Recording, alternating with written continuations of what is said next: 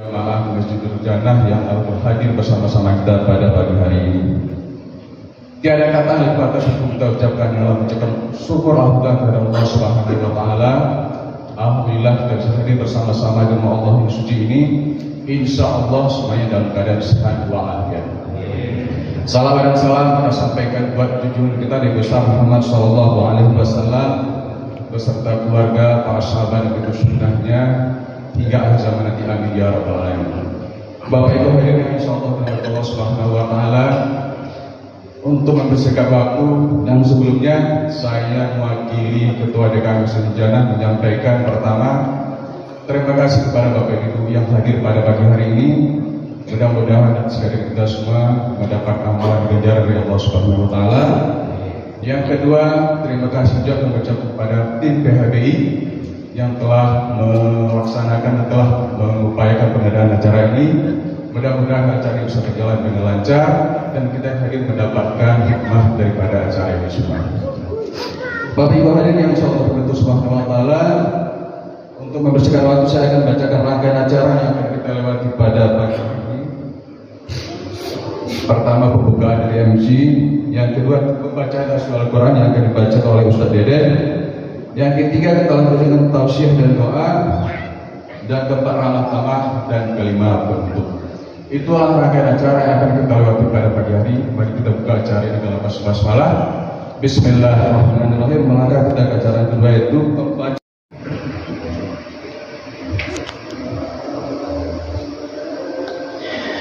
أعوذ بالله من الشيطان الرجيم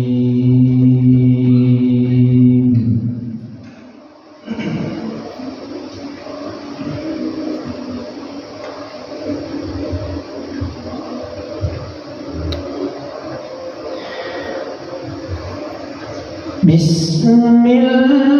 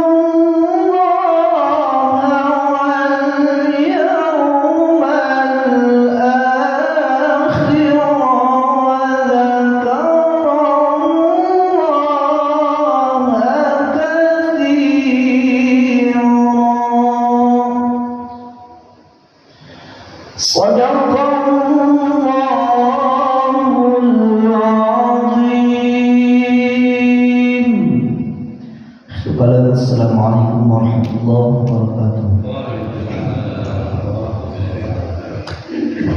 Assalamualaikum warahmatullahi wabarakatuh.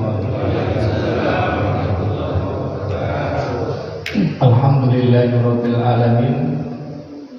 Innal hamdalillah nahmaduhu wa nasta'inuhu wa nastaghfiruh. ونعوذ بالله من شرور أنفسنا ومن سيئات أعمالنا من يهده الله فلا مضل له ومن يضلله فلن تجد له وليا مرشدا أشهد أن لا إله إلا الله وحده لا شريك له وأشهد أن سيدنا ومولانا محمدا عبده ورسوله لا نبي ولا رسول بعده. اللهم صل على سيدنا محمد وعلى آله وصحبه وسلم تسليما كثيرا. أما بعد، اللهم علمنا ما ينفعنا وانفعنا بما علمتنا. اللهم علمنا علما نافعا وعملا صالحا ورزقا طيبا وافتح لنا فتوح العارفين وارزقنا اللهم إخلاصا في القول والعمل. آمين يا رب العالمين.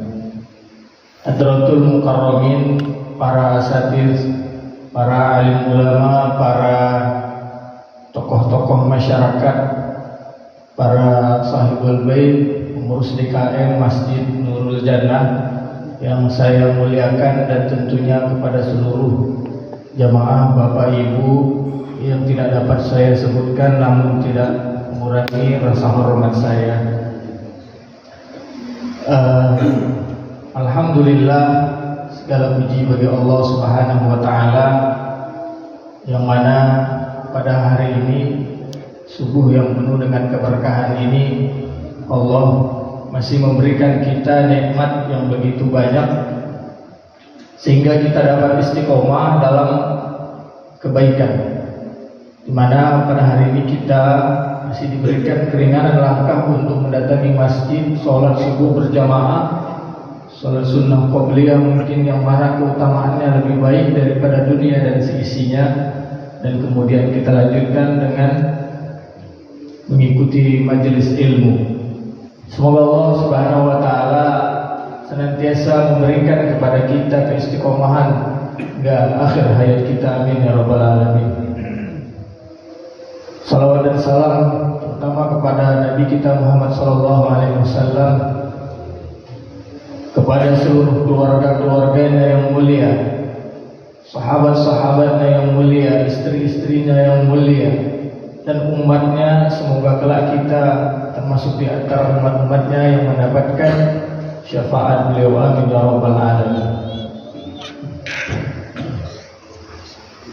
Sebelumnya mungkin perkenalkan, tadi ada pesan dari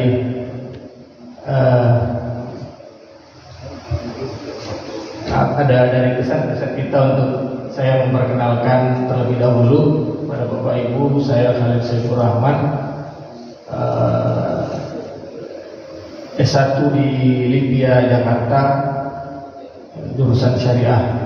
Sekarang melanjutkan studi di S2 di syariah juga, Fakultas Dirasat Islamiyah di UIN.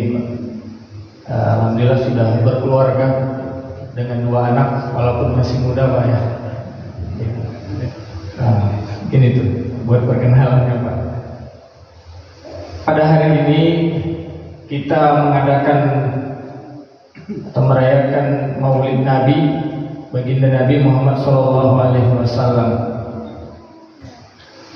Maulid Nabi haruslah kita senantiasa maknai sebagai momentum untuk meningkatkan kecintaan kita kepada Rasulullah SAW, orang yang sampai akhir hayatnya masih memikirkan umati.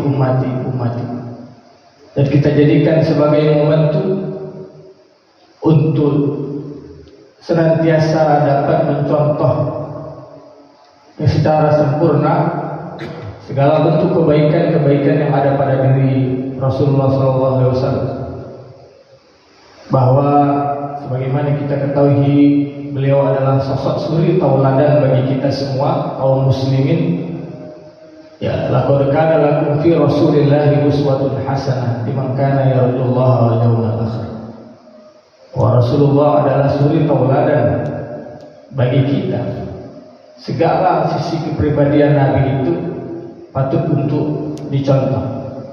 Di antara kepribadian Nabi yang perlu untuk kita contoh Bapak Ibu sekalian adalah kepribadian kedermawanan beliau.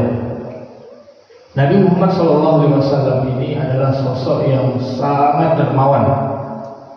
Cukuplah kedermawanan beliau, gambaran kedermawanan beliau itu berdasarkan persaksian dari sahabat-sahabat beliau. Banyak riwayat-riwayat dari sahabat yang menyebutkan bahwa Nabi Muhammad SAW itu adalah sosok yang sangat dermawan, di mana beliau tidak pernah menolak sedikit pun permintaan orang lain kepadanya. Nabi tidak pernah berkata tidak kepada orang yang meminta kepadanya. Inilah gambaran kedermawanan Nabi. Hari ini, apakah ada manusia yang tingkat kedermawanannya seperti itu? Apapun yang diminta darinya, baik itu sesuatu yang berharga, sesuatu yang sedang dia butuhkan, di saat lapang, di saat susah, kepada orang yang meminta kepadanya berkali-kali. Biasanya orang kalau meminta berkali-kali itu, manusia itu cenderung jarang memberi berkali-kali Pak. Kalau ada orang minta sama kita gitu ya, sekali 2 kali mungkin kita kasih, yang 2 kali biasanya orang kebanyakan risih gitu. Dan yang ketiga biasanya ada yang ngasih, ada yang enggak. Kalaupun ngasih biasanya pasti dalam ini orang dikasih jantung, dikasih hati kalau minta jantung, seperti itu. Tapi berbeda dengan Rasulullah, apapun yang diminta darinya, bahkan kepada orang yang berkali-kali memintanya, Nabi pasti akan berikan. Dalam suatu riwayat diceritakan oleh Umar bin Khattab radhiyallahu anhu, itu Suatu ketika datang seseorang menemui Nabi meminta-minta, maka Nabi memberikan kepadanya. Hari kedua orang itu datang lagi kepada Nabi. Nabi pun kembali memberikan kepadanya. Dan hari yang ketiga orang yang sama itu datang lagi ke hadapan Nabi untuk meminta. Maka kebetulan saat itu Nabi nggak punya. Maka Nabi bilang, saya sedang tidak memiliki apa-apa, silahkan Anda ambil apa yang Anda mau. Gitu. Anda ambil apa yang Anda mau dan jadikan permintaan itu sebagai hutang buat saya, kata Nabi.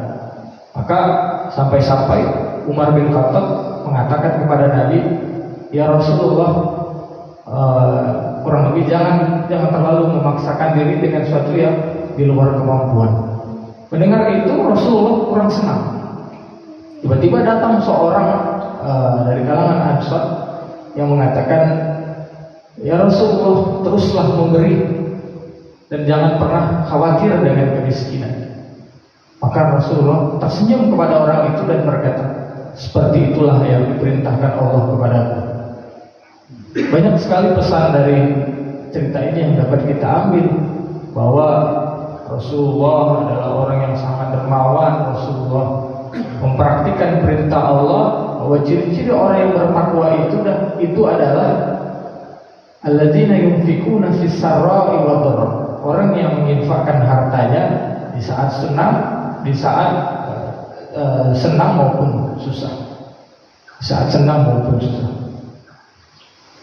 Kebanyakan orang itu kan biasanya di saat senang, di saat ada baru memberi. Diberi dulu, ada rezeki dulu baru memberi.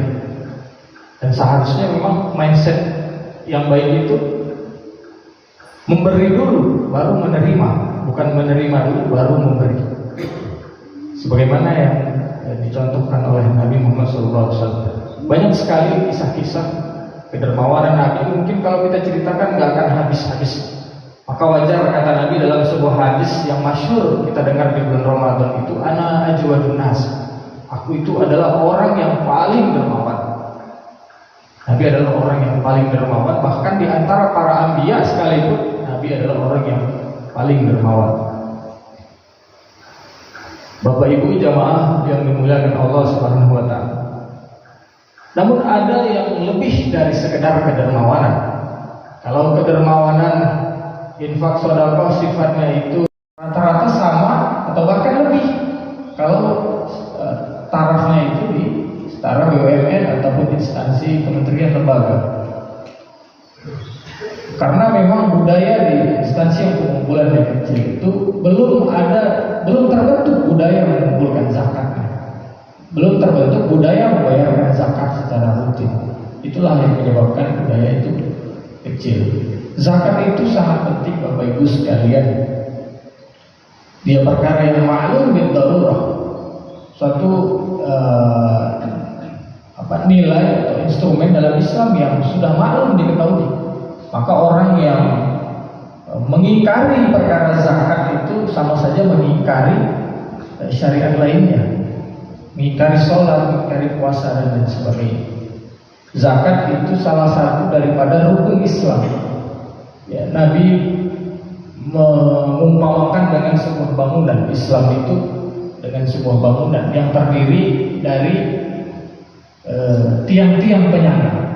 Ada tiang sholat, tiang syahadat, tiang zakat, tiang puasa, tiang haji. Yang mana dia masih jarang, zakat masih acu tak acu. Ada orang yang sholatnya bagus tapi nggak pernah bayar zakat.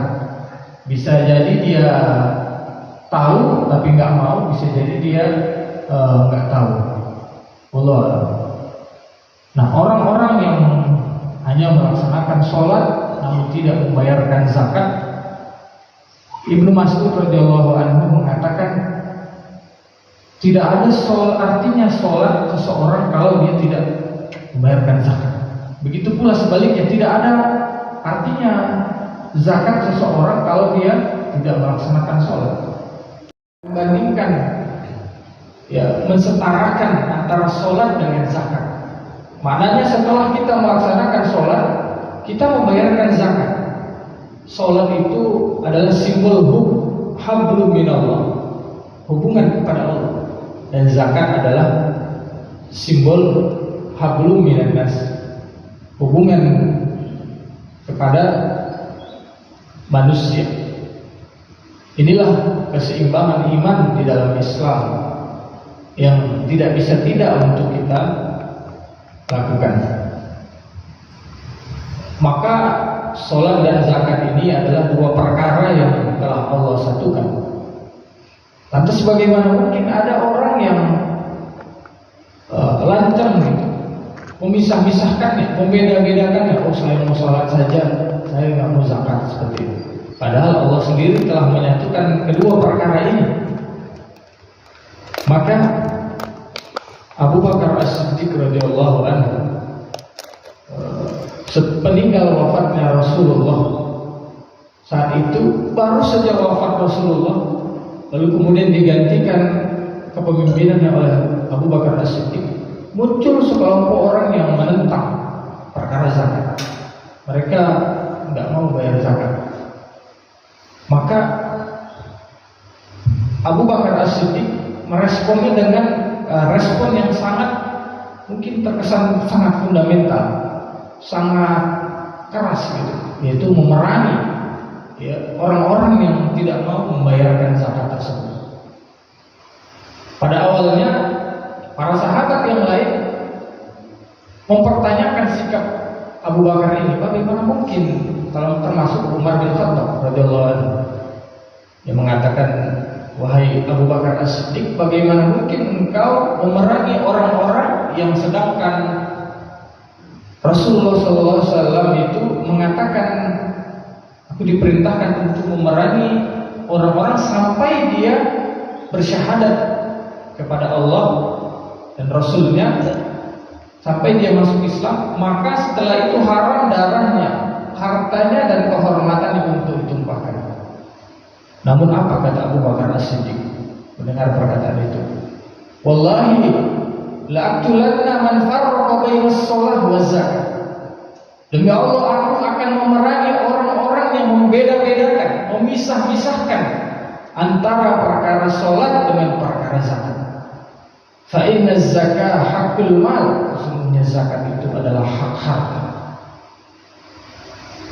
Lau mana'uni iqalan kanu yu'adunaha fi ahdi Rasulillah laqataltuhu. Seandainya mereka menolak membayarkan zakat yang mana dahulu mereka bayarkan di zaman Nabi, maka pasti aku akan memerangi mereka. Itulah yang dikatakan oleh Abu Bakar As-Siddiq. Beliau sangat yakin dengan keputusan. Maka Umar bin Khattab mengatakan, Laqad soraha saudara Abu Bakar. Sungguh hati Abu Bakar ini sudah disinari dengan kebenaran. Maka Umar pun kemudian membenarkan keputusan Abu Bakar As-Siddiq tersebut. Apakah Abu Bakar As-Siddiq putusannya memerangi orang-orang yang membayarkan zakat itu dikarenakan emosional, dikarenakan didasari oleh hawa nafsu, didasari oleh ego gitu. Mungkin kita melihat kadang-kadang ada pemimpin kalau ditantang, kalau dipancing, dia bisa membuat satu keputusan yang kurang bijaksana seperti itu. Apakah Abu Bakar memerangi keputusan yang memerangi orang-orang Muslim yang menolak membayarkan zakat itu didasari oleh hal-hal seperti itu? Rasanya tidak, karena Abu Bakar itu adalah sosok yang sebagaimana kita ketahui adalah sosok yang lembut, sosok yang bijaksana, sosok yang cerdas. Tapi kok tiba-tiba keputusannya itu sangat fundamental. Kecuali memang karena Abu Bakar benar-benar memahami pesan-pesan makna daripada ayat-ayat membayarkan zakat itu. Di saat para sahabat belum setingkat Abu Bakar dalam memahaminya, maka Abu Bakar sudah sampai tahap memahami seperti itu, memerangi orang-orang yang membayarkan zakat. Bapak Ibu jamaah yang dimuliakan Allah, pentingnya zakat juga Di antaranya adalah zakat ini sebagai bukti keimanan kita, bukti keimanan seorang hamba. Jadi ibadah harta ini Allah jadikan sebagai ujian seorang hamba. Apakah seorang hamba itu ketika diberikan harta, dia mau berbagi, dia mau membayarkan zakat, dia mau bersedekah atau tidak? Karena tabiatnya manusia itu sangat-sangat mencintai harta. Kira-kira ada nggak Bapak Ibu sini yang nggak suka harta? Pasti semua suka harta, Pak. Dengan harta kita bisa membahagiakan keluarga. Dengan harta kita bisa melaksanakan perintah-perintah agama, zakat, haji, berbagi kepada tetangga dan sebagainya. Dengan harta kita bisa menolong orang lain dan sebagainya. Jadi kehidupan dunia ini memang sangat membutuhkan harta. Orang dihormati di dunia ini karena harta. Kalau kita pakai sendal jepit ke showroom mobil gitu atau ke tempat-tempat yang mewah, mungkin sama sapamnya tidak terlalu dilirik gitu. Tapi kalau kita turun dari mobil yang mewah, dihargai sangat betul. Jadi memang tabiat manusia ini suka harta. Dan ini pun diamini oleh Al-Quran. Al-Quran mengatakan wa tuhibbunal mala hubban jamma. Kalian begitu mencintai harta. Kalian begitu mencintai harta. Karenanya Allah menguji keimanan kita dengan harta. Mau nggak kira-kira mengikuti perintah Allah? Maka salah satu ciri orang beriman itu adalah orang yang mau membayarkan zakat. Innamal mu'minuna allazina idza dzukirallahu wajilat qulubuhum wa idza tuliyat 'alaihim ayatuhu zadatuhum imanan wa 'ala rabbihim wa tawakkalun. Allazina yuqimuna as-shalah wa yu'tuna az-zakah wa mimma razaqnahum yunfiqun. Ciri-ciri orang beriman itu adalah mendirikan salat dan membayarkan zakat dan mimma razaqnahum yunfiqun, dengan harta yang kami berikan kepada mereka. Mereka menginfakkan. As-shadaqatu burhan, kata Nabi. Sedekah itu, zakat itu adalah bukti keimanan. Maka kaitannya orang yang suka bayar zakat, suka sedekah itu biasanya orang yang keimanannya kuat. Dia percaya kepada Nabi, dia percaya kepada akhirat. Sebaliknya orang kalau nggak percaya kepada akhirat, percaya kepada Allah, dia cenderung tidak mau mengeluarkan hartanya untuk berinfak, bersedekah. Ini dikatakan dalam Al-Quran, ya fa'amma man a'ta wattaqa wa saddaqa bil husna. Ya, adapun orang-orang yang gemar dalam memberi, fa'amma man a'ta wattaqa, dan bertakwa, saddaqa bil husna. Mereka membenarkan adanya hari pembalasan. Disandingkan kata memberi dengan kata membenarkan adanya hari akhir. Dan disandingkan wa amma man bakhila wastalna, orang yang bakhil dengan hartanya, bakhila wastalna, dan dia merasa cukup dengan dirinya, tidak butuh lagi Allah dan lain sebagainya. Fa amma man bakhila wastalna wa kadzdzaba bil husna, mereka mendustakan adanya hari pembalasan. Mereka tidak percaya dengan adanya hari pembalasan. Jadi orang bayar zakat itu adalah sebagai bentuk bukti keimanannya. Bapak Ibu jamaah yang dimuliakan Allah Subhanahu wa taala, kalau zakat ini adalah rahmat dari Allah, kasih sayang Allah kepada hambanya. Kalau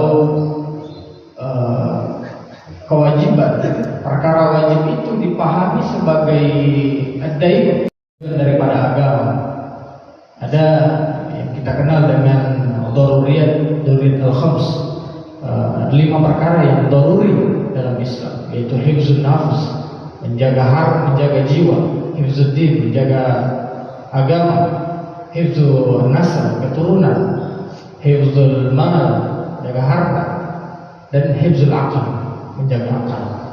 Maka dalam Islam itu tidak boleh dibiarkan orang itu kelaparan, tidak boleh dibiarkan ada orang yang kedinginan, tidak punya tempat tinggal, tidak punya makanan. Dalam Islam seperti itu, Pak. Jadi inilah salah satu mulianya agama Islam.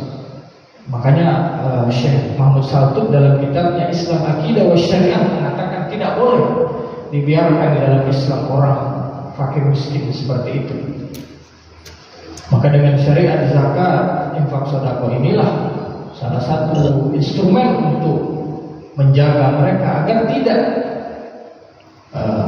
binasa, agar tidak menderita atas kefakiran, agar tidak menderita atas kefakirannya.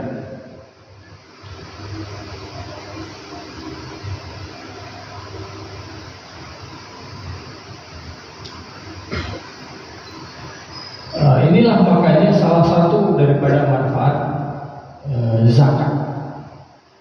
Jadi orang kaya itu Allah ciptakan manusia bertingkat-tingkat, ada yang kaya, ada yang miskin. Dan kita jangan melihat ini sesuatu yang adil atau tidak adil. Tapi di mata Allah keduanya itu ada tujuannya, ada manfaatnya. Dan Allah menciptakan kita, ada yang fakir, ada yang kaya, itu adalah cobaan dari Allah. Tidak berarti kaya itu lebih bagus, lebih mulia daripada orang fakir miskin. Di dalam beberapa kesempatan Rasulullah memuji keutamaan orang miskin.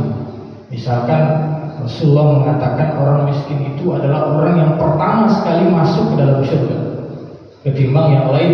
Jaraknya itu setengah hari, kata ulama Syekh Al-Bayyuri, jaraknya itu setengah daripada hari di akhir. Kalau 1 jam di akhir itu kan sangat lama, setengah hari. Jadi orang miskin itu masuk ke surga pertama dibandingkan golongan yang lain. Makanya Abdurrahman bin Auf, seorang sahabat Nabi yang sangat kaya raya, itu berusaha memiskinkan dirinya agar dia bisa masuk ke dalam surga juga bersama golongan orang miskin. Tapi alih-alih Abdurrahman bin Auf makin miskin, kita tahu sampai akhir hayatnya beliau tetap menjadi orang yang paling kaya, orang yang sangat kaya. Suatu ketika para sahabat itu berperang bersama Nabi, sehingga kurma-kurma mereka itu menjadi busuk karena kan mereka berbulan-bulan pergi berperang. Di sana Abdurrahman bin Auf melihat peluang bahwasanya ini kesempatan saya untuk memiskinkan diri. Dia borong semua kurma itu dengan harga yang mahal. Tapi belum selesai kebahagiaan Abdurrahman bin Auf menghabiskan uangnya, tiba-tiba datang utusan dari raja mau mencari kurma busuk. Dan Abdurrahman bin Auf punya banyak kurma busuk untuk obat. Dibelilah dengan 10 kali lipat harganya. Maka Abdurrahman bin Auf makin kaya, bukan makin miskin. Dan orang kaya banyak keutamaannya, Pak. Ya, kita tahu ibadah-ibadah itu tidak bisa tidak dengan sebanyak ibadah itu tidak bisa tidak dengan harta, zakat, wakaf, haji dan sebagainya. Bahkan sholat pun membutuhkan membeli pakaian dengan harta. Makanya harta itu dalam Al-Quran, dalam Islam itu disebut al-khair, kebaikan, karena tujuannya untuk kebaikan. Dalam satu riwayat pernah datang sekelompok kaum Ansor menghadap Nabi, ngadu, ya Rasulullah, orang-orang kaya itu memborong semua pahala kebaikan, sedangkan kami bagaimana ya Rasulullah? Maka Rasulullah menghibur, maukah kalian aku ajarkan satu amalan yang bisa menandingi mereka, yaitu tasbih, tahmid dan takbir. Kata Rasulullah, dia tenang, mereka pulang. Datang lagi kemudian beberapa waktu kemudian datang lagi, ya Rasulullah, saudara-saudara kami orang kaya mendengar amalan ini, mereka pun melakukannya ya Rasulullah. Maka apa kata Rasulullah? Itulah karunia Allah yang diberikan Allah kepada orang-orang kaya. Jadi bahasa anak zaman sekarang, Pak, udah nggak ada obatnya lagi. Udah kalau memang orang kaya mulia, orang kaya yang soleh, yang bersyukur mulia. Dan itu dibahas dalam kitab-kitab ulama itu. Mana yang lebih utama, orang kaya yang bersyukur, beramal soleh, atau orang miskin yang bersabar? Dan sebagian mengatakan yang lebih utama itu orang kaya yang bersyukur. Dan ada juga yang mengatakan, terutama ulama-ulama sufi mengatakan miskin lebih utama dengan berdasarkan pertimbangan-pertimbangan masing-masing. Maka Allah jadikan hikmahnya orang kaya itu sebagai penopang daripada orang fakir miskin. Bapak Ibu jamaah yang dimuliakan Allah Subhanahu wa taala, dari sisi muzaki tentu sangat banyak. Allah mengatakan khudz min amwalihim shadaqah tutahhiruhum wa tuzakkihim biha wa shalli alaihim.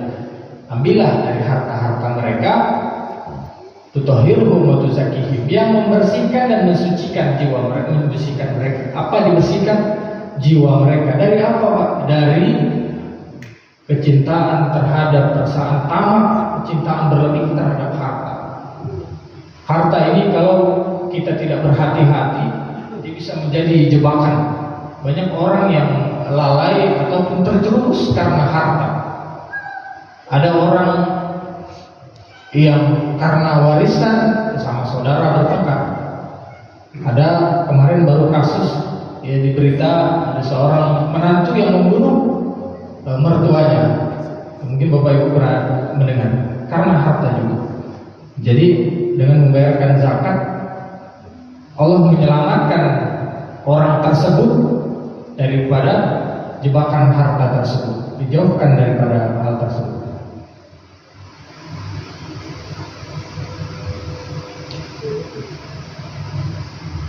Bapak Ibu jemaah yang dimuliakan Allah, sejatinya rezeki kita itu adalah apa yang kita kenakan hari ini, apa yang kita makan hari ini, apa yang sedang bersama kita. Sedangkan yang kita tinggalkan di rumah, mulai dari rumah, aset dan lain sebagainya, tabungan kita, deposito dan sebagainya, itu bisa jadi bukan rezeki kita, ya, bisa jadi rezeki keturunan kita, anak-anak kita. Karenanya dalam membayarkan zakat itu, dalam muamalah dengan harta itu, kita jangan pernah takut untuk mengeluarkan zakat, mengeluarkan haknya di dalam. Ya, kalau kita melihat makna zakat sendiri dari kata an-nama wa ziyadah, tumbuh dan berkembang. Ya, orang yang membayarkan zakat itu justru akan mengembangkan, menumbuhkan hartanya kalau kita mengkaitkan dengan secara definisi tersebut. Dan memang tidak ada orang yang miskin karena bayar zakat. Mana qasad sadaqatul min mal, tidaklah sedekah itu mengurangi harta, kata Nabi. Bahkan orang bayar zakat itu Allah akan lipat gandakan hartanya. Wa ma ataitu min zakatin turiduna wajhallahi fa ulaika humul mutifun. Dan orang yang membayarkan hartanya untuk zakat, turiduna wajhallah, mencari ridha Allah, maka mereka itulah yang Allah lipat gandakan hartanya. Jadi jangan banyak orang takut membayarkan zakat karena khawatir hartanya berkurang. Ya, padahal kapanpun Allah bisa mengambil hartanya.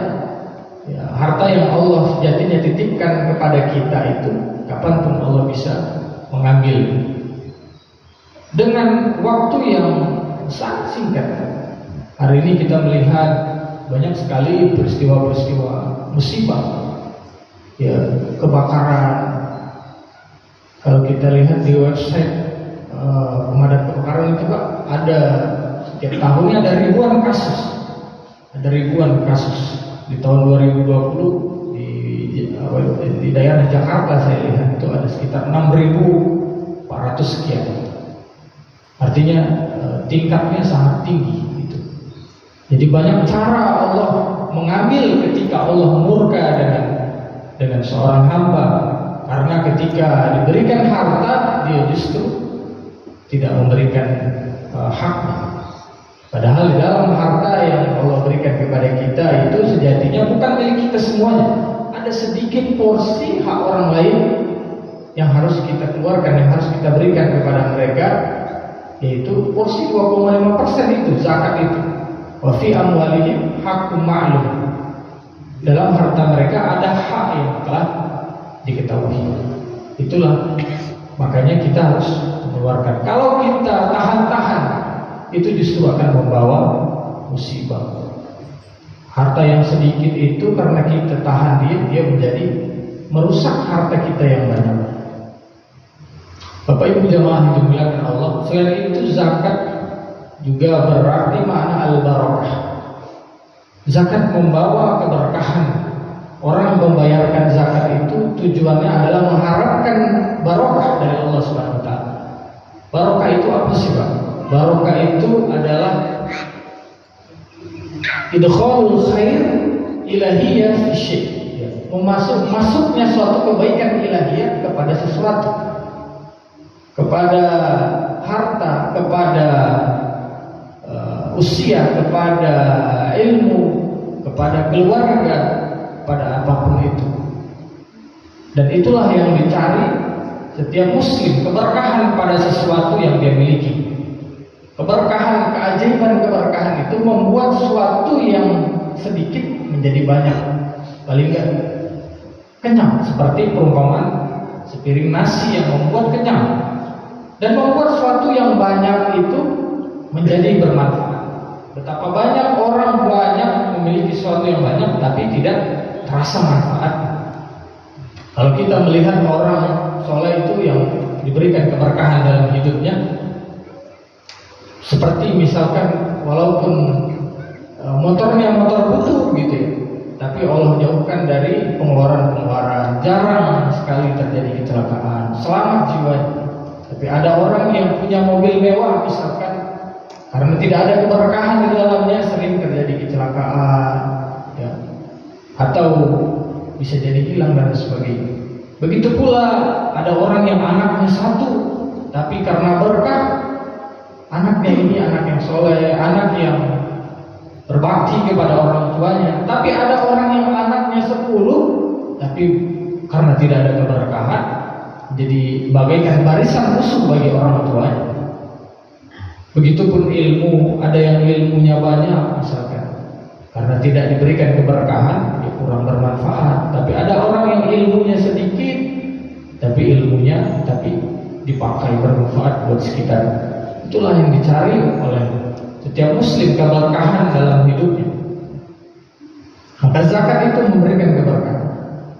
Bapak Ibu jamaah dimuliakan Allah, secara definisi zakat itu pada dasarnya banyak ulama berbeda pendapat, tapi memang khilaf lafziyah, adapun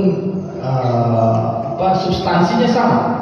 Saya ambil misalkan dari pendapat Imam Syafi'i mengatakan ismun lima yukhriju min mali wa badanin ala wajhin maksus. Ya, zakat itu adalah nama dari sesuatu yang dikeluarkan dari apa? Dari harta, dari badan dengan ketentuan khusus. Dari di sini kita melihat ada dua jenis zakat, yaitu zakat harta dan zakat badan. Zakat harta itu adalah zakat-zakat yang banyak nanti jenis-jenisnya, dan zakat badan itu zakat fitrah, zakat yang memang kaitannya itu jiwa kita, gitu ya, jiwa kita. Sedangkan zakat emas, zakat harta, zakat zakat, zakat tijarah, perdagangan, zakat profesi, itu semua masuk dalam zakat harta. Jadi zakat itu secara jenisnya banyak dari segi harta. Ya, Allah mengatakan dalam Al-Quran, ya ayyuhallazina amanu anfiqu min thayyibati ma kasabtum. Wahai orang-orang yang beriman, anfiqu min thayyib, infakkan dari harta yang baik-baik yang kalian miliki. Ini salah satu dalil umum kewajiban untuk mengeluarkan zakat harta. Lalu zakat itu yang membedakan dia dengan infak dan sedekah adalah karena dia memiliki ketentuan-ketentuan khusus dari al-wajhin maksus. Dia memiliki ketentuan-ketentuan khusus. Dia tidak sefleksibel infak dan sedekah yang selama itu untuk kebaikan itu boleh. Tapi zakat itu ada syarat-syaratnya. Syarat-syarat seseorang itu wajib zakat. Misalkan syarat-syarat orang yang wajib zakat itu ada dua. Yang pertama, dia harus muslim. Harus muslim. Kalau orang non-muslim itu tidak diwajibkan membayarkan zakat. Namanya ibadah, apapun itu ibadahnya, dia harus muslim, syarat utamanya. Dan dia harus merdeka. Jadi kalau budak, ya dulu ada budak, itu tidak wajib zakat karena dia tidak merdeka, karena dia itu dimiliki oleh orang lain. Sehingga apa yang dia miliki milik si pemiliknya. Itulah makanya dia harus merdeka, milik utama, kepemilikan benar. Nah, bagaimana dengan syarat yang lainnya seperti akil, baligh? Akil itu berakal, sebagaimana syarat dari mukallaf, ya, orang yang dibebani kewajiban. Baligh, akil, kalau jumhur ulama itu cenderung tidak mensyaratkan itu. Meskipun ada seperti mazhab Hanafiyah itu tetap mensyaratkan. Jadi tidak harus orang berakal yang wajib bayar zakat. Ya, dia nggak berakal pun dia tetap, selama zakat hartanya itu sudah masuk sebab dia wajib bayar zakat, dia kena kewajiban zakat. Orang yang tidak berakal. Begitupun anak kecil, kalau hartanya sudah mencapai wajib zakat, ya dia harus bayar zakat. Ini menurut jumhur. Jadi tidak disyaratkan akil dan baligh. Makanya dalam sebuah hadis itu Nabi mengatakan, man waliya yatiman lahu mal falyatajir lahu wa la yatruku hatta la yakuluhu as-sadaqah, la takuluhu as-sadaqah. Orang yang jadi wali dari seorang anak yatim itu jangan dibiarkan hartanya begitu saja sehingga dia habis dimakan zakat, dimakan sedekah. Jadi dia harus memberdayakan harta itu sehingga dia bisa menghasilkan. Ini syarat orang yang wajib bayar zakat. Lalu ada syarat objeknya, benda atau harta yang diwajibkan bayar zakat. Yang pertama diantaranya adalah dia harus halal. Harta kalau dia tidak halal, dia tidak diwajibkan zakat. Jadi zakat itu adalah diterima dari yang halal-halal saja. La shadaqah min hulul. Tidak ada sedekah, tidak ada zakat dari hasil yang diperoleh dengan cara curang. Ada pemasukan kita, ada pemasukan orang gitu ya. Ada orang yang memperoleh harta dengan cara korupsi, dengan cara curang, dengan cara menipu dan lain sebagainya, dengan cara mencuri. Ini tidak bisa dizakati. Tidak kemudian kita berpikir, ini juga kadang salah kaprah di tengah masyarakat. Karena mungkin dia merasa bersalah, bahwa saya peroleh dengan cara mencuri gitu atau korupsi, saya harus zakatin biar bersih. Zakat bukan money laundry gitu, money laundry, mesin pencuci uang gitu ya. Tapi zakat itu hanya dikeluarkan dari yang halal-halal saja. Anfiqu min thayyibati ma kasabtum. Infakkan dari harta yang kalian peroleh dengan cara halal. Lalu dia harus berkembang, memiliki potensi berkembang maupun punya potensi berkembang. Kalau kita punya rumah itu dizakati atau enggak? Kalau kita tidak, kita tinggali, ya itu tidak wajib zakat. Sesuatu yang kita pergunakan itu tidak wajib zakat. Sebagaimana Rasulullah katakan, itu hewan tunggangan perang, kuda gitu, itu tidak dikenakan zakat karena dia dipergunakan. Itu pun kendaraan yang dipergunakan, ya itu tidak dikenakan zakat. Jadi dia harus sesuatu yang bertumbuh atau memiliki potensi yang bertumbuh, barang kita yang tumbuh. Kalau tanah dibiarkan begitu saja, dia tidak ada zakat, tidak dikenakan zakat. Maka ini juga pesannya kepada umat Islam itu agar memproduktifkan harta. Inilah Islam itu agama yang produktif. Biar dia dapat dizakati, biar dia mendapatkan keutamaan daripada orang yang membayarkan zakat. Jadi dia harus berkembang syaratnya. Lalu yang ketiga, dia harus milk utang, dimiliki secara penuh.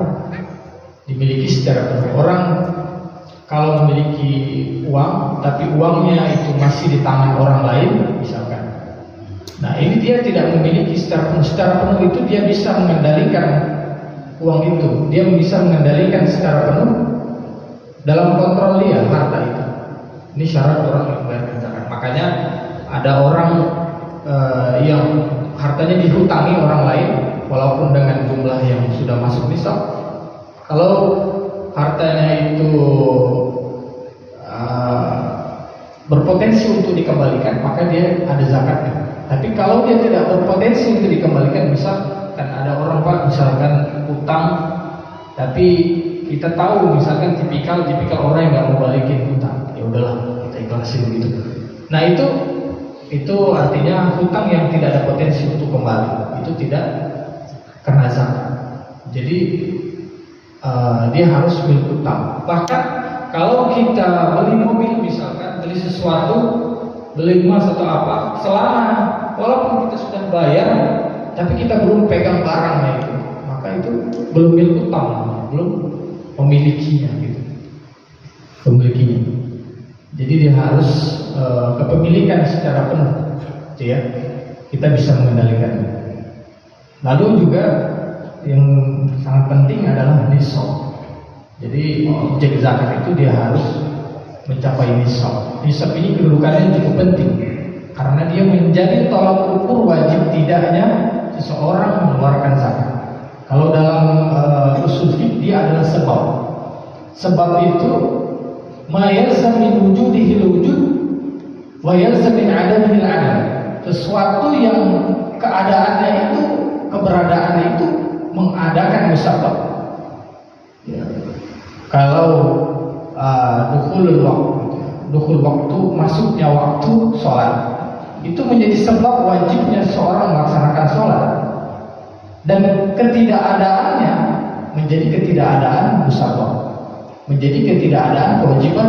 Misal belum masuk waktu sholat, ia belum wajib, belum jatuh kewajiban baginya untuk melaksanakan sholat. Jadi nisab itu para ulama menyebutnya dengan mengkategorikannya dengan sebab, gitu ya. Sebab ketika dia masuk waktu kewajiban seseorang jatuh ya untuk bayarkan zakat ketika sebabnya sudah masuk, yaitu nisab. Nisab itu ambang batas minimum seseorang dikenakan, dianggap sebagai orang kaya, orang mapan membayarkan zakat.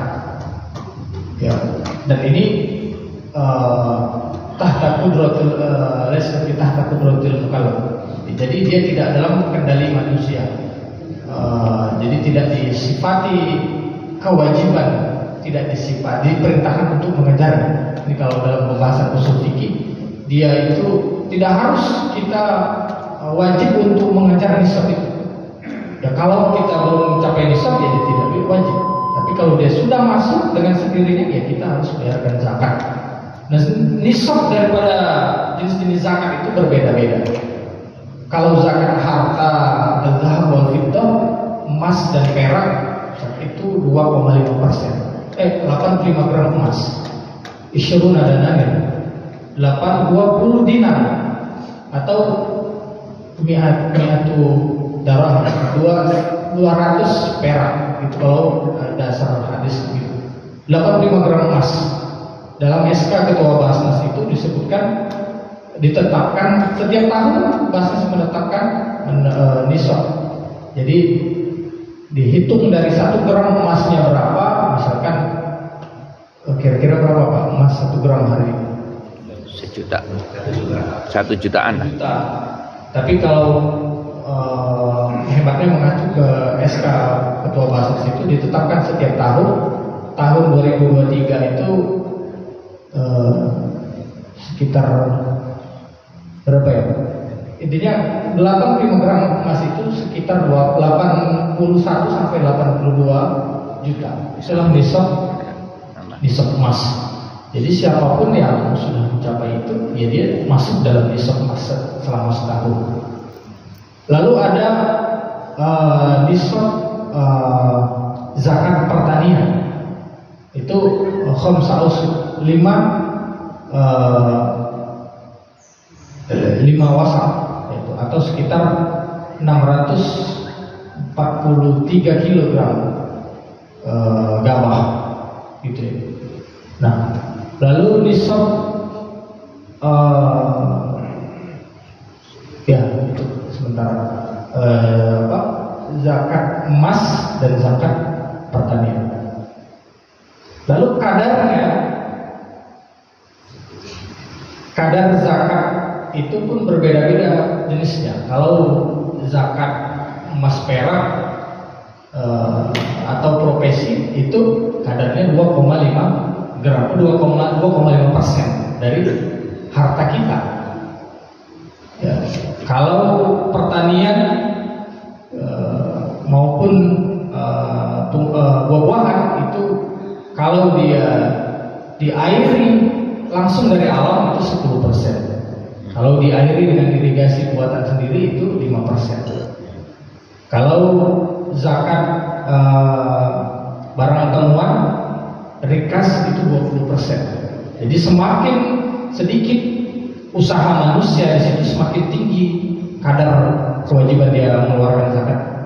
Semakin banyak peran manusia di situ, dia semakin kecil. Kalau orang memperoleh dengan cara bekerja, itu kan peran manusia banyak di situ, maka Allah tidak berbebankan banyak, 2,5%. Kalau pertanian airnya dibuat sendiri, bukan dari alam, 5%. Kalau dari alam 10%. Itu. Jadi itu kadar zakat berdasarkan jenisnya. Lalu syarat yang selanjutnya adalah haul. Haul itu artinya sangat tahun. Jadi zakat itu disyaratkan dia selama setahun. Kalau kita kewajiban zakat itu misalkan di bulan Muharram di tahun 1444 Hijriah, maka kewajibannya itu setahun. Di bulan Muharram lagi 1445 Hijriah tahun depan gitu. Nah, walaupun memang perkara haul ini ada yang ada haulnya, ada yang nggak ada. Kalau yang ada haulnya ini biasanya zakat mal, zakat harta. Sedangkan zakat barang temuan rikas ataupun zakat pertanian itu langsung dibayarkan.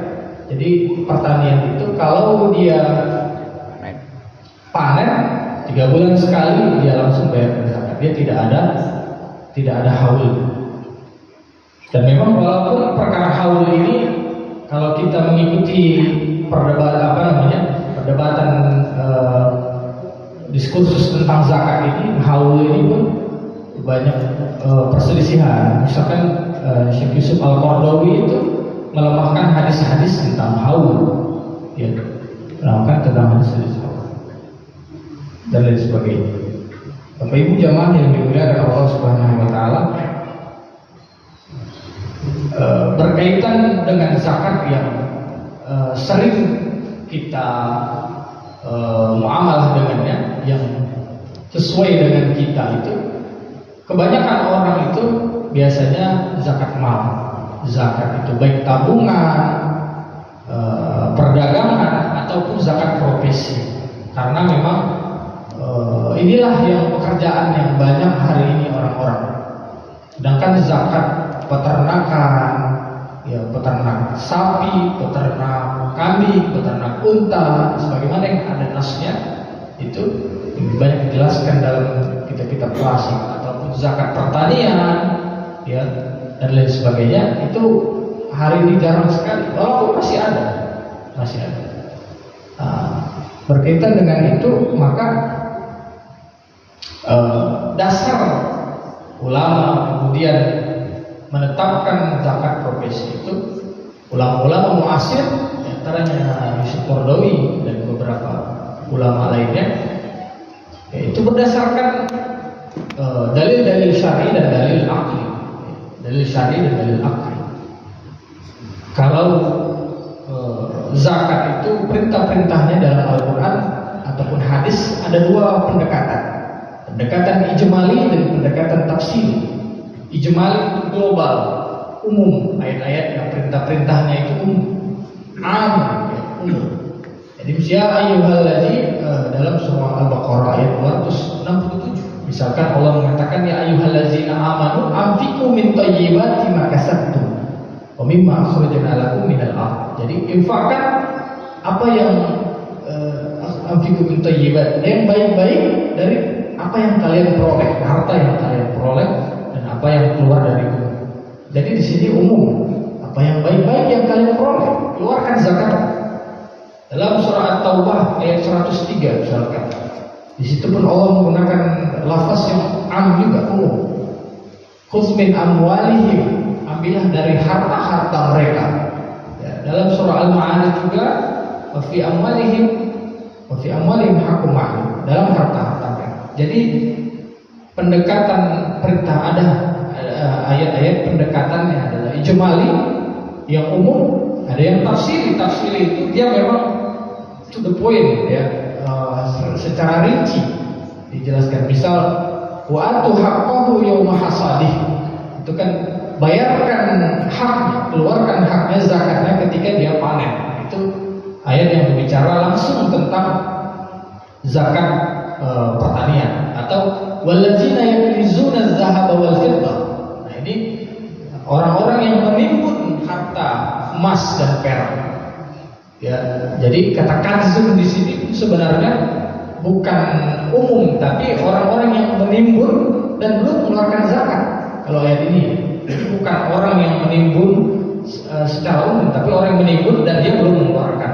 Nah, ini juga ayat yang to the point atau tafsiri kewajiban zakat emas dan perak. Dan di dalam hadis juga banyak dijelaskan zakat-zakat yang lain yang secara rinci.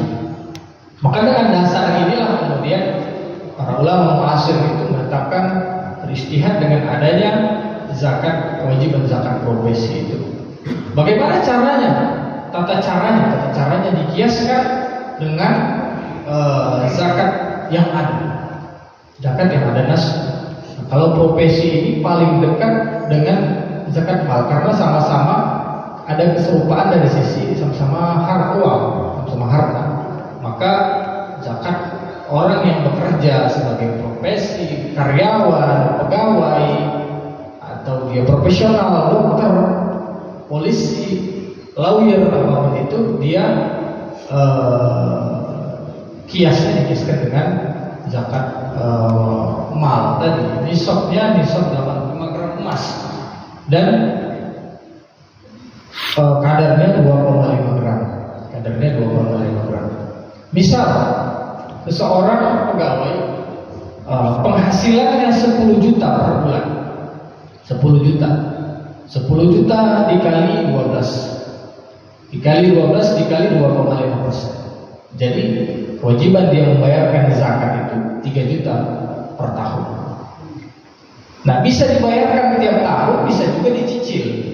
Dicicil setiap bulannya, dibayarkan setiap bulannya itu dibagi 12. Dibagi 12 itulah kewajiban dia membayarkan zakat. Nah, itu untuk zakat profesi. Nah, dan zakat juga yang membedakannya dengan zakat yang infak sedekah itu dalam sisi penyalurannya pun dia harus khusus juga. Tidak bisa sembarangan kita kasih orang dengan dana zakat itu. Tidak bisa kita bangun masjid dengan dana itu. Tidak bisa bangun jembatan dengan dana itu. Karena dia sudah penyalurannya sudah ditetapkan oleh syariat. Yaitu dalam surah At-Taubah ayat 60. ya, dalam surat Taubah ayat 60, innamas shadaqatu lil fuqara wal masakin wal 'amilina 'alaiha dan seterusnya. Nah, ini maka dalam penyalurannya zakat itu harus dalam koridor 8 asnaf. 8 asnaf, 8 golongan yang Allah sudah tetapkan sebagai penerima zakat. Itu fakir, miskin, amil itu orang yang mengurus zakat itu, dan dia ditetapkan oleh orang yang berwenang. Jadi tidak bisa setiap orang mengangkat dirinya sebagai amil. Saya mau jadi amil, silakan bayar zakat ke saya. Tapi ada yang mengangkat. Nah, amil, riqab itu adalah tawanan, ya, riqab. Lalu ada fisabilillah, orang yang berjuang di jalan Allah. Dia kemudian tidak bisa mencari nafkah karena dia fokus dalam pekerjaan dia, dalam berjuang di jalan Allah itu, maka ditanggung dengan dan zakat itu. Ibnu Sabil, orang yang dalam perjalanan kemudian dia kehabisan bekal, tapi harus syaratnya itu Ibnu Sabil itu harus dalam tujuan yang baik, bukan dalam tujuan yang maksiat. Misal ada orang dari kampung, dari Brebes misalnya Pak, ke Jakarta musafir, kehabisan bekal, tapi tujuan dia buat nonton konser misalnya. Ini kan bukan dalam tujuan yang baik, maka ini tidak termasuk dalam golongan Ibnu Sabil yang harus dikeluarkan dengan dana zakat.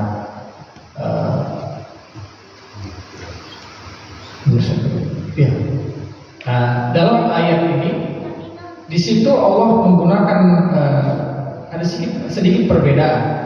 Ketika di 3 golongan pertama, ya, di golongan pertama itu Allah menggunakan kata lam di situ. Innamas shadaqatu lil fuqara wal masakin wal 'amilin 'alaiha.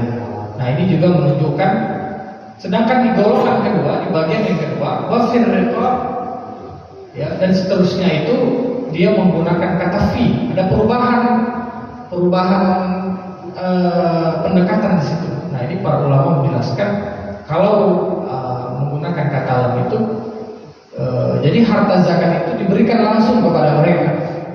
Ya, fakir, miskin, amil itu diberikan kepada mereka langsung. Dana itu terserah mereka mau gunakan untuk apa, serahkan saja. Tapi kalau pendekatan yang kedua menggunakan kata fi itu maksudnya jadi orang golongan-golongan yang dimulai Allah dengan kata fi itu di dalamnya itu tidak bisa dana itu diberikan sesuka mereka, tapi dana itu hanya untuk menutupi kebutuhan mereka. Misal ada orang yang luntang-lantung, dicukupi kebutuhannya saja, dia tidak bebas menggunakan dana itu. Atau ada orang fisabilillah, misalnya dia sekolah, ya, diberikan dana itu untuk beasiswanya saja, bukan untuk dia bebas untuk pergunakan. Wallahu a'lam bishawab. Bapak Ibu jamaah yang dimuliakan Allah, mungkin demikian yang dapat saya sampaikan. Selanjutnya mungkin kalau ada pertanyaan Pak, kami persilakan. Baik, terima kasih Ustaz. Mungkin pertanyaan kita batasi saja karena sudah jam 6. Kita batasi 3 pertanyaan. Barangkali ya ada yang mau bertanya, kami persilakan. Ini dulu untuk bos dulu berdua. Bismillahirrahmanirrahim. Assalamualaikum warahmatullahi wabarakatuh. Waalaikumsalam. Terima kasih Pak Ustaz yang telah memberikan pencerahan kepada kita semua. Hanya ini membuka pikiran kita bahwa ada sesuatu yang mungkin selama ini kita berpendapat bahwa itu belum waktunya kita memberikan zakat. Misalkan tadi menyangkut masalah zakat profesi. Ini mungkin juga sering dialog di antara keluarga terkait masalah nisab dan haul. Gaji tadi disebut misalkan 10 juta itu per bulan, dan uang itu tentunya kan tidak mengendap. Kalau digabungkan selama setahun itu misalkan 110 juta tidak mengendap sebenarnya 110 juta selama setahun. Mungkin beberapa yang berpikir bahwa itu belum mencapai. Misalnya dari 10 juta itu kita gunakan untuk kebutuhan sehari-hari dan kebutuhan sebagainya itu anggap aja 5 juta. Jadi ada 5 juta kali setahun baru 60 juta. Jadi kalau dihitung tadi misalkan nisab itu belum mencapai angka misalkan emas 82 gram. Yang kedua juga ada yang berpendapat bahwa itu belum mencapai angka setahun. Jadi dana bergulir dari pendapatan itu belum mencapai setahun dan belum mencapai nisab.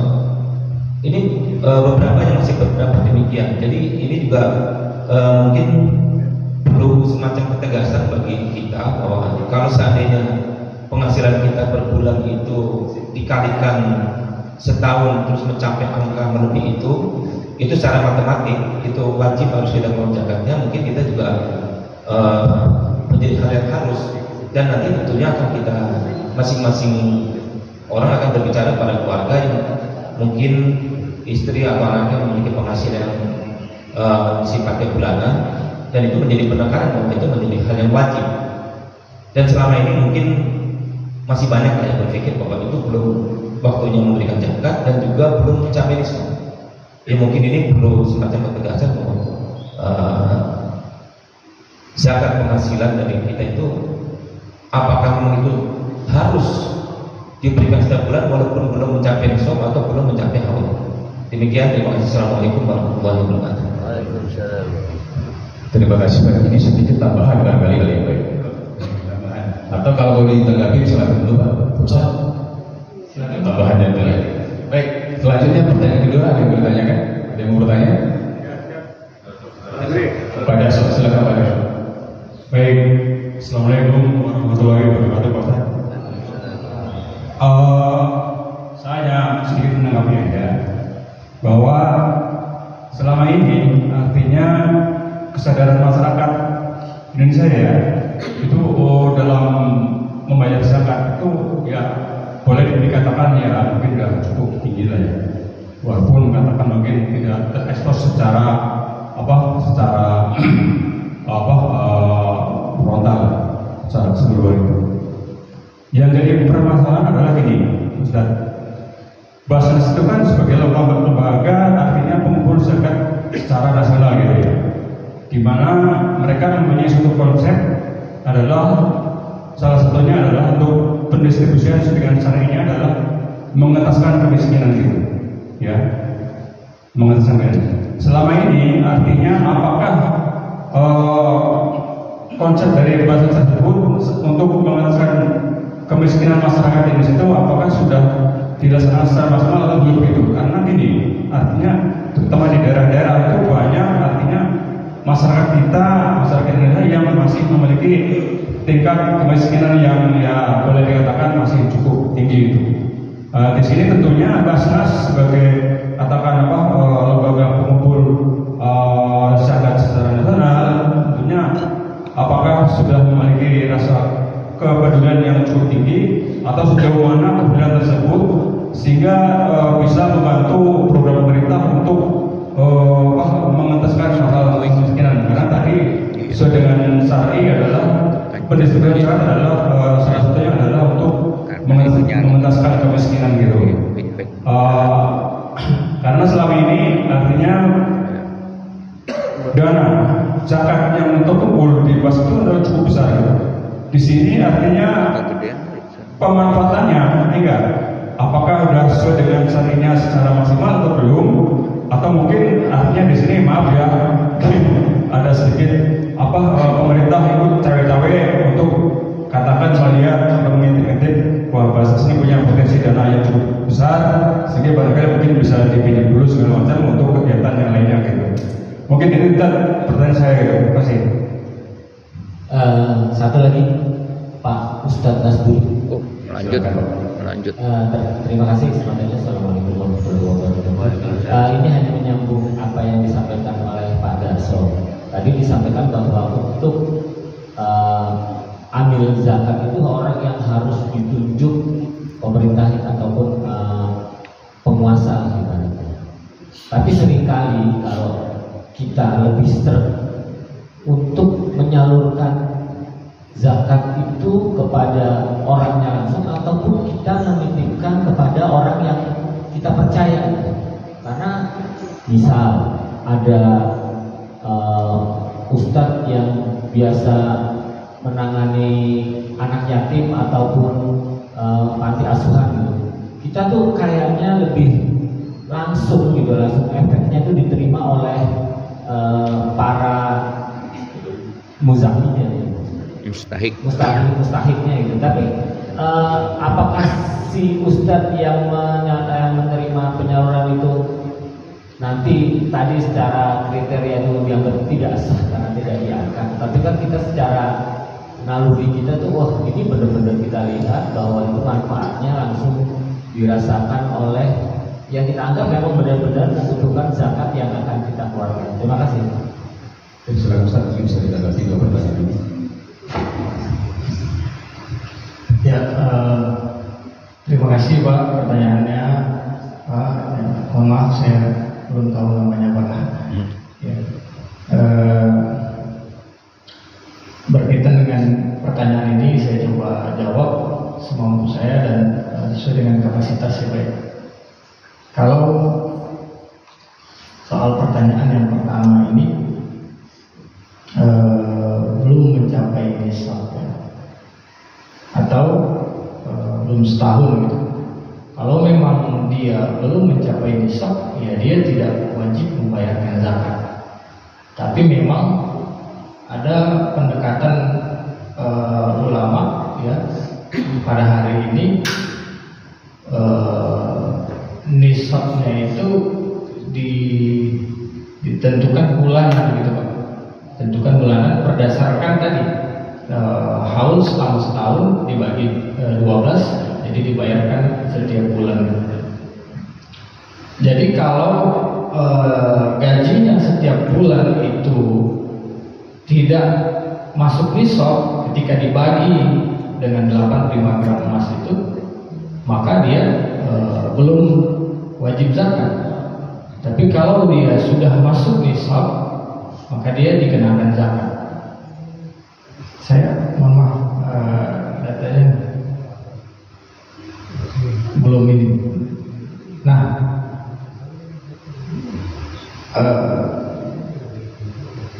kalau berdasarkan fatwa MUI itu tahun 2003, nomor 3 tahun 2003, orang itu ada 2 poin. Poin pertama, dia yang bekerja atau pegawai atau profesi lainnya itu ketika dia sudah memiliki pemasukan dan pemasukan itu sesuai dengan nisab, dia membayarkan langsung. Kalau dia belum mencapai nisab, dia menunggu tahunan. Nah, di Basnas sendiri itu pendekatan yang diambil itu adalah pendekatan dicicil setiap tahunnya. Jadi orang itu membayarkan zakat setiap bulannya karena berdasarkan ke prasangka yang kuat bahwa dia selama setahun bisa mencapai nisab. Jadi prasangka kuat dia selama setahun bisa mencapai nisab. Makanya salah satu syaratnya itu dia harus pegawai tetap gitu, karena ada kepastian di situ dia mendapatkan gaji setiap tahunnya. Dan biasanya di instansi-instansi itu kan menetapkan gaji itu, budget karyawan penggajian itu tahunan gitu, seperti pajak dia tahunan walaupun dibayarkannya setiap bulan. Nah, dan juga mengacu ke tahun sebelumnya. Ke tahun sebelumnya itu dia mencapai nisab atau enggak selama setahun itu, tahun 2022 gitu misalnya. Nah, inilah dengan dasar-dasar inilah ghalabal ya, prasangka kuat tadi bahwa dia selama setahun itu bisa mencapai nisab, jadi dia dibayar bisa membayarkannya setiap bulan. Kalaupun dia mau membayarkannya per tahun, ya tidak ada masalah juga begitu. Nah, itu hanya mempermudah untuk dia membayarkan. Dan biasanya orang karena tadi tabiat manusia yang cinta harta itu, ketika dia sudah waktu membayarkan zakat setahun misalkan, ada saja godaan dari setan itu. Tiba-tiba dia harus bayar ini, dia harus bayar itu, sehingga di akhirnya tidak jadi bayar zakat.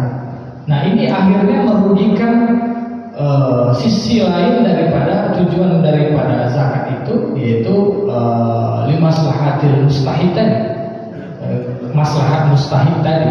Nah memang dalam perkara zakat ini ada yang ulama yang lebih memandang dari sisi dampaknya kepada mustahik, ada yang dari sisi ibadahnya individualnya gitu. Yang memandang dari sisi dampaknya kepada mustahik, maka pendekatannya adalah akan mendorong zakat itu agar dapat bisa disalurkan, dapat bisa diambil dari mustahik itu dengan cara mempermudah mereka, membantu mereka. Ya salah satunya dengan cara dibayarkan per bulan itu. Itu satu Pak. Mungkin yang saya jawab. Sama itu kaitannya dengan setahun juga. Jadi kalau Pak Dokter tadi, kalau Pak Dokter, jadi ke prasangka yang kuat dia selama setahun itu bisa membayarkan, bisa mendapatkan gaji yang sesuai dengan nisab per tahun zakat tadi. Lalu soal Basnas mengentaskan kemiskinan Pak, ini sebenarnya memang bukan tupoksi saya ya untuk menyampaikan, dan tapi saya coba sedikit sampaikan gitu ya. Memang zakat itu tujuannya, salah satu tujuannya itu adalah untuk kemaslahatan orang-orang fakir miskin. Dan potensi zakat di Indonesia ini sangat besar. Kalau bisa dioptimalkan itu berdasarkan kajian Basnas, mohon maaf saya lupa nominalnya, itu sekitar 300 triliun kurang lebih mungkin ya, atau 100 berapa gitu. Nah itu, dan hari ini hanya baru beberapa persen yang baru bisa dikumpulkan. Hanya sekecil beberapa persen kecil saja yang baru dikumpulkan. Dan itu Basnas memang sudah menyalurkannya ke mustahik. Nah itu kalau mau dicek bisa dicek di website Pak ya, porsi-porsi misalkan ke daerah mana gitu, berapa nominalnya dan sebagainya. Itu ada laporannya setiap tahun. Dan di Basnas itu juga ada dengan nominal yang besar itu biasanya di Basnas itu ada perangkat yang namanya UPZ. Nah 40% dari pengumpulan Basnas itu sebenarnya disalurkan di UPZ gitu. Jadi bukan di Basnas. Tapi walaupun begitu, tetap saja yang bertanggung jawab sebenarnya dalam mengentaskan kemiskinan itu pemerintah, dan Basnas dengan mekanisme agama ini, dengan dana zakat ini membantu sebagai mitra dalam hal mengentaskan kemiskinan itu. Walaupun memang bukan tanggung jawab Basnas gitu ya. Dan memang ada data-data juga yang menunjukkan berapa persen dari dana zakat yang dikelola Basnas itu sudah membantu mengurangi kemiskinan. Paling tidak mengeluarkan dia dari taraf mustahik tadi, walaupun belum mencapai taraf muzaki, orang yang bayar zakat. Dan memang salah satu visi daripada Basnas itu kan dia juga ingin menjadikan mustahik menjadi muzaki. Itu memang target di Basnas seperti itu. Soal cawe-cawe gitu ya Pak, itu Allah, karena memang ada saja oknum-oknum ya di manapun itu, termasuk di Basnas, mungkin tidak menutup kemungkinan ada hal-hal yang seperti itu. Tapi memang sepengetahuan yang bisa saya jawab itu di Basnas memang sudah mengatur regulasi yang ketat gitu. Kalau ada memang di Basnas daerah gitu ya, atau di pusat bahkan ada yang mempergunakan dana-dana zakat yang tidak sesuai seperti itu, memanfaatkan pribadi, itu harus dihukum, ditindak gitu Pak. Nah lalu kemudian menyalurkan tidak kepada amil ya Pak ya. Amil ini sebenarnya perangkat dalam zakat yang sangat penting gitu ya. dia ditegaskan di dalam Al-Quran itu wal amilina 'alaiha. Tidak ada ibadah yang perlu bantuan seperti zakat itu, butuh amil, dan amil ini disebutkan dalam Al-Quran. Jadi kalau amil itu nggak ada gunanya, lantas buat apa Allah menyebutkan amil di situ? Kalau bukan zakat itu sebenarnya melalui amil. Dalam praktik-praktik Rasulullah memungut itu, memungut dana zakat itu menggunakan amil. Amil lah yang bergerak untuk memungut zakat itu. Nah, dalam konteks apakah kita boleh gitu ya? Sebenarnya sah saja ketika kita membayarkan zakat itu langsung, itu tidak berdasarkan amil. Ya. Tapi apalagi kita tahu memang kenapa didorong untuk ke amil itu. Satu memang karena itu yang ditetapkan syariat, adanya amil. Lalu menghindari resiko-resiko, misalkan resiko salah penempatan gitu ya. Karena zakat itu dana yang tidak boleh sembarangan. Bahkan kepada orang fakir miskin itu kita harus teliti gitu. Ada asesmennya, jangan sampai salah kasih kepada mafia-mafia ini ada orang yang pura-pura jadi miskin gitu ya untuk mendapatkan dana itu. Ambil itu tugasnya ngecek gitu, tugasnya periksa, asesmen benar nggak nih orang gitu.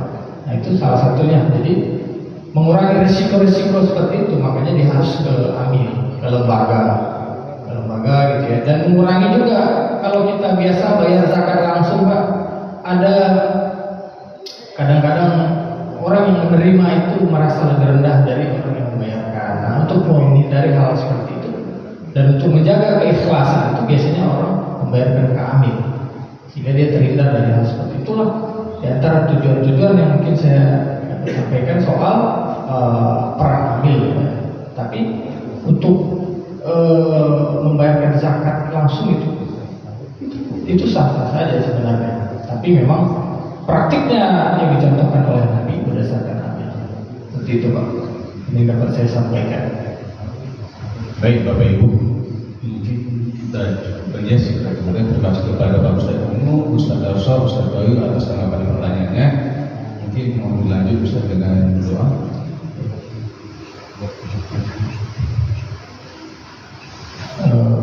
Baik Bapak Ibu, mari sama-sama kita berdoa agar majelis ilmu kita ini membawa keberkahan. A'udzubillahiminasyaitonirrajim. Bismillahirrahmanirrahim. Alhamdulillahirabbil alamin, hamdan syakirin, hamdan na'imin, hamdan yuwafi ni'amahu wa yukafi'u mazidah. Ya Rabbana lakal hamdu kama yanbaghi li jalalika wa 'azimi sultanik. Allahumma shalli ala sayyidina Muhammad. Allahumma ighfir lana dhunubana wa liwalidayna warhamhuma kama rabbayana shighara. Allahumma aslih lana dinana alladhi huwa ismatun amrina wa aslih lana dunyana allati fiha ma'ashuna wa aslih lana akhiratana allati ilayha ma'aduna waj'al al-hayata ziyadatan lana fi kulli khair wal mauta rahatan lana min kulli syarr. Allahumma inna na'udzubika min 'ilmin la yanfa' wa min qalbin la yakhsha wa min nafsin la yashfa' wa min da'watin la yustajab lahu. Allahumma inna na'udzubika min al-hammi wal hazan wa na'udzubika min al-'ajzi wal kasal wa na'udzubika min al-jubni wal bukhl wa na'udzubika min ghalabati ad-daini wa qahri ar-rijal. Subhanaka Allahumma wa bihamdika asyhadu an la ilaha illa anta astaghfiruka wa atubu ilaik. Walhamdulillahirabbil alamin. Alhamdulillah, kami ucapkan kepada Ustaz Khalid yang telah menyampaikan tausiah dan doanya. Mudah-mudahan apa yang disampaikan tadi dapat menambah ilmu kita, dan saya tidak akan menyimpulkan tausiah ini, tapi ada hal penting yang kita dapat hasil, terutama bagaimana pentingnya zakat dari sisi baik dari sisi muzaki maupun dari sisi mustahil. Mudah-mudahan kita dan mudah-mudahan juga tahun ke depan ini pembayar zakat yang jelas semakin meningkat. Saya tutup dengan satu pantun. Sholat subuh di Nurul Jannah, mendengar tausiah maulid Nabi. Kalau ada kata saya yang salah, berikanlah maaf dan jangan simpan di dalam hati. Saya tutupkan wabillahi taufiq wal hidayah. Wassalamualaikum warahmatullahi wabarakatuh.